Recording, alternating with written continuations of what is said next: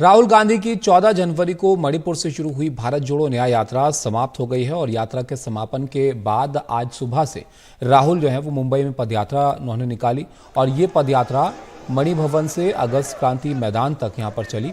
इसे न्याय संकल्प पदयात्रा नाम जो है वो दिया गया है। यात्रा के बाद राहुल गांधी सामाजिक क्षेत्र से जुड़े लोगों से चर्चा करेंगे। आज शाम मुंबई के शिवाजी पार्क मैदान में राहुल गांधी एक बड़ी रैली भी करेंगे। इस रैली में इंडिया गठबंधन के बड़े नेता भी मंच को साझा करेंगे। राहुल के साथ मंच पर शरद पवार, उद्धव ठाकरे, अखिलेश यादव, तेजस्वी यादव, एमके स्टालिन और प्रकाश अंबेडकर भी शामिल होंगे। खबर यह भी है कि सोनिया गांधी भी समापन रैली में हिस्सा ले सकती हैं और अगर सोनिया मुंबई पहुंचती हैं तो वो महाविकास अघाड़ी के नेताओं से मुलाकात कर सकती हैं।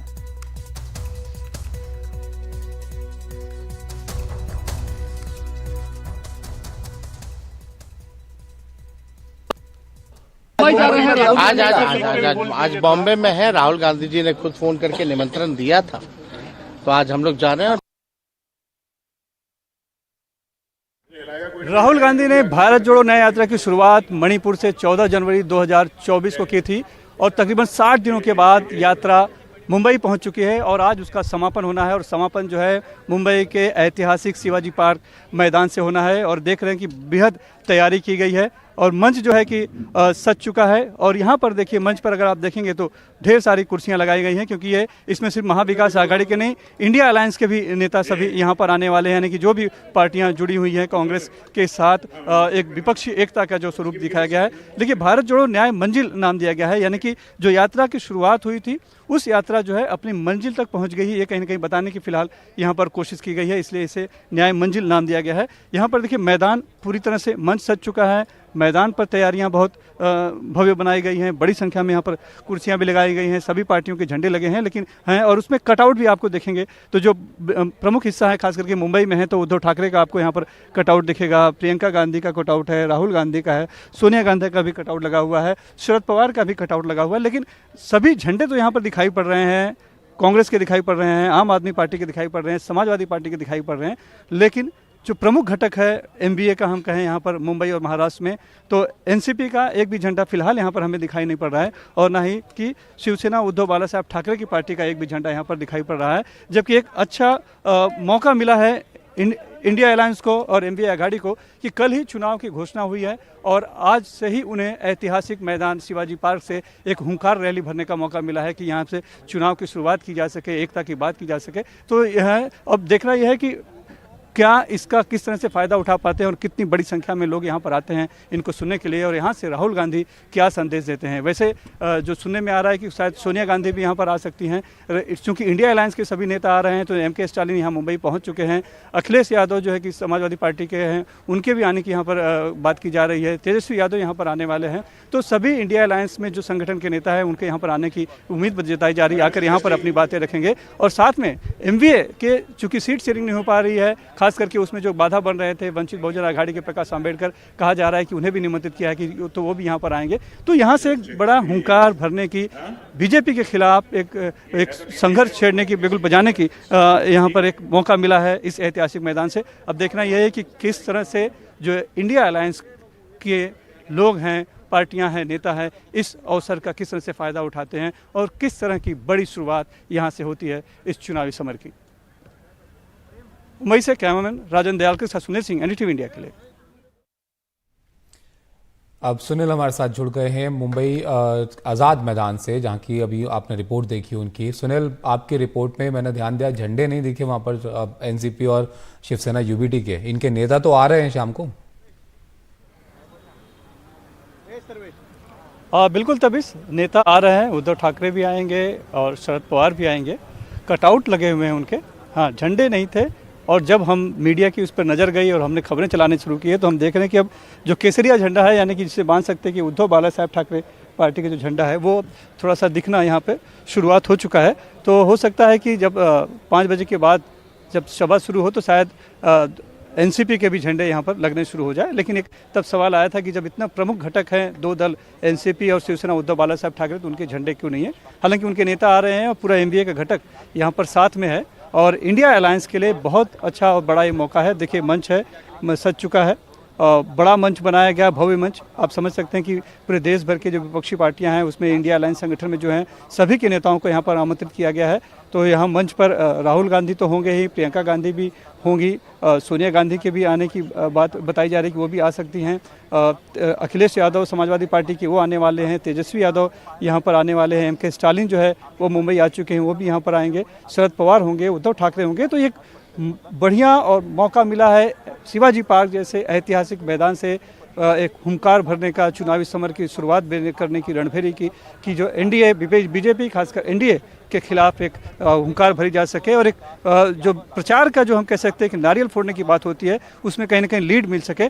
लेकिन मैदान भी देखिए सजा हुआ है, लेकिन कितने लोग आ पाएंगे, क्योंकि ये मैदान फिलहाल हम जो देख रहे हैं शिवाजी पार्क का ऐतिहासिक मैदान है, इसमें कम से कम 2 से 3 लाख की इसकी क्षमता है, लेकिन इसको आधा ही लिया गया है, यानी कि 40 से 50 हज़ार ही कुर्सियां यहाँ पर लगाई गई हैं। और सभी इंडिया अलायंस के लोगों को उम्मीद है कि ये मैदान भर दिया जाएगा और भर कर एक संदेश देने की कोशिश होगी।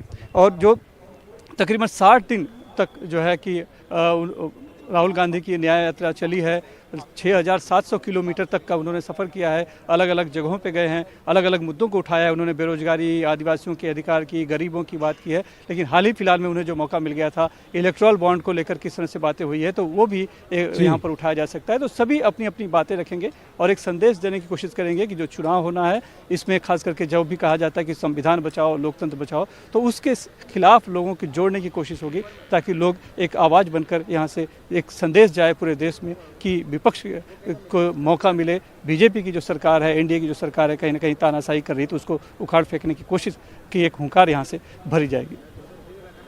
अच्छा सुनील, अब क्योंकि वक्त काफ़ी कम रह गया है, शाम का ये प्रोग्राम है, तो कितने बजे तक का जो है माना जा रहा है जब ये रैली यहाँ पर होगी, और कितने लोगों का अनुमान लगाया जा रहा है? जो मेहमान आने हैं इंडिया गठबंधन के पहुँचने लग गए मुंबई?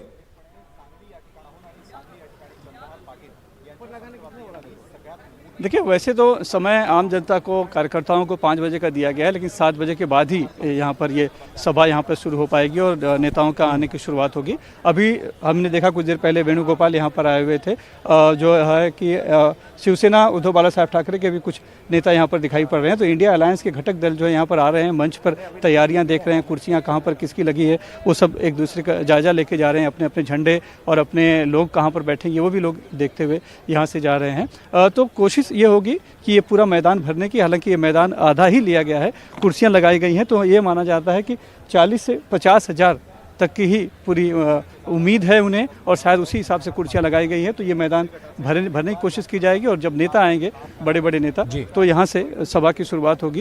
एम.के. स्टालिन के मुंबई पहुँच जाने की खबर है कि इंडिया अलायंस के बड़े घटक दल के नेता हैं, मुख्यमंत्री हैं। अखिलेश यादव भी के भी आने की खबर है, लेकिन वो मुंबई पहुँचे या नहीं पहुँचे अभी इसकी जानकारी नहीं मिल पाई है। तेजस्वी यादव मुंबई आ रहे हैं, तो सभी जो घटक दल के प्रमुख नेता हैं यहाँ पर आएंगे, ऐसी बात की जा रही है। लेकिन खास करके चूंकि मुंबई में हो रहा है, महाविकास आघाड़ी यहाँ पर है, जिसमें कि उद्धव बाला साहब ठाकरे की पार्टी, उद्धव ठाकरे यहाँ पर हैं और शरद पवार यहाँ पे होंगे। तो ये 2 बड़े चेहरे यहाँ होंगे, क्योंकि मुंबई और महाराष्ट्र एक ऐसा राज्य है इस समय बीजेपी के सामने, एनडीए के सामने, जो कि बहुत ही चुनौती भरा है, क्योंकि यहाँ पर इतने विखंडन हो चुका है और इतना कुछ अलग अलग बातें हैं कि एकदम से कह पाना बहुत मुश्किल है कि बीजेपी को या एनडीए को इसमें से बहुत समर्थन मिलेगा, जैसे कि पूरे देश में कहा जा रहा है कि 400 पार। तो ये राज्य जो है थोड़ा सा अलग यहाँ पर समीकरण बना हुआ है, बहुत ज़्यादा पार्टियों में विघटन है, कुछ विरोध है, कहीं सहानुभूति है, कहीं समर्थन है, तो ऐसी बातें हैं। तो बहुत ही महत्वपूर्ण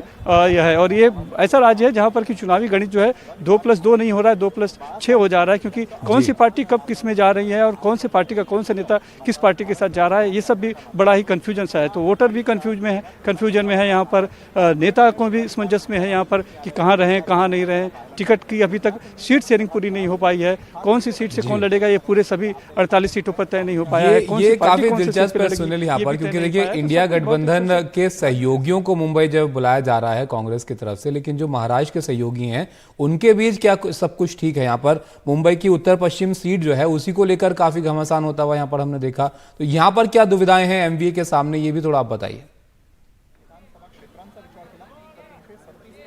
देखिए, खाली मुंबई की उत्तर पश्चिम सीट ही नहीं है, बहुत सी सीटें हैं तकरीबन। अगर हम उनके ही अलायंस महाविकास आघाड़ी के एक घटक दल तो अभी नहीं हुए, लेकिन जिनको लेने की कोशिश है, वंचित बहुजन आघाड़ी के प्रकाश आंबेडकर की बात माने तो महाविकास आघाड़ी में 15 सीटों को लेकर मामला फंसा हुआ है। 10 सीटों में कांग्रेस और शिवसेना के बीच, उद्धव बाला साहब ठाकरे के बीच, और 5 सीटों में कांग्रेस और एनसीपी शरद पवार के बीच मामला फंसा हुआ है। कई सीटों पर कोल्हापुर की सीट भी हम ले लें तो वहाँ से कांग्रेस चाहती है कि वहाँ पे साहू महाराज हैं, उन्हें वो लड़ाए, लेकिन शिवसेना चाहती है कि उनका ही उम्मीदवार वहाँ पर रहे। इसी तरह से संभाजी नगर का भी मामला फंसा हुआ है, रामटेक का मामला फंसा हुआ है। उत्तर पश्चिम की जैसे आपने बात की, तो उत्तर पश्चिम जो है वहाँ पर वर्तमान जो सांसद है शिवसेना एकनाथ शिंदे गुट में चले गए हैं, गजानन कीर्तिकर, लेकिन अभी तक बातचीत चल रही है। वहाँ से संजय निरुपम जो पिछली बार वहाँ से हार चुके थे कांग्रेस के नेता, वो चाहते हैं कि उनको वहाँ से टिकट दिया जाए। लेकिन उद्धव ठाकरे ने 4 दिन पहले ही अपने आप ही उन्होंने खुद ही घोषणा कर दी है अपने उम्मीदवार की, अमोल कीर्तिकर को उन्होंने उम्मीदवार बना दिया है। तो संजय निरुपम की आशाओं पर कहीं ना कहीं पानी फिर गया है।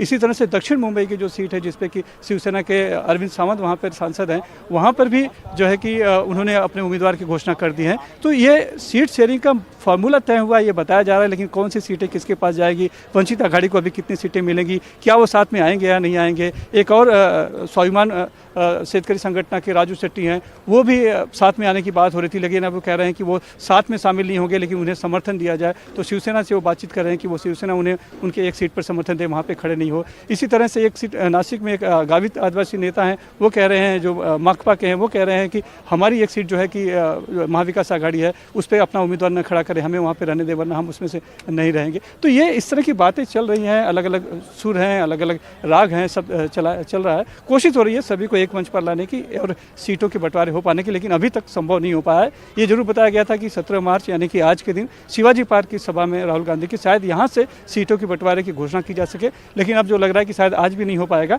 हो सकता है कल या परसों में घोषणा हो पाए। तो एक साथ आने की कोशिश है, लेकिन सीट शेयरिंग का जो मामला है वो सिर्फ महाविकास आघाड़ी का ही नहीं, महायुति का भी अभी तक फंसा हुआ है। एकनाथ शिंदे की शिवसेना कितने सीटें लेगी वो भी अभी तक तय नहीं हो पाया है। क्या 4 सीटों पे क्या अजीत पवार की एनसीपी मान जाएगी, ये भी अभी तय नहीं हुआ है। तो ये सब दोनों गठबंधनों में हम देख रहे हैं कि सीट शेयरिंग का पेच फंसा हुआ है, लेकिन सभी कह रहे हैं कि सब कुछ तय हो चुका है, बस 1-2 सीटों को लेकर मनमुटाव है, ये बातें हो रही हैं, लेकिन मामला फंसा हुआ है, तभी घोषणाएं नहीं हो पा रही, ये भी हम सब आसानी से समझ सकते हैं। तो तैयारी सभी की है, जीतना सभी को है, लेकिन जो मूलभूत जो बात है सीट शेयरिंग की, कौन कहां से लड़ेगा, कैसे लड़ेगा, वो मामला बिल्कुल फंसा हुआ है। तो बहुत ही दिलचस्प लड़ाई इस बार की होगी। महाराष्ट्र शेयरिंग पर कितना जो है वो साथ आ पाते हैं, ये अभी एक बड़ा सवाल है सबके लिए, इन पार्टियों के लिए। बहुत शुक्रिया सुनील आपका वहां से जानकारी हम तक पहुंचाने के लिए।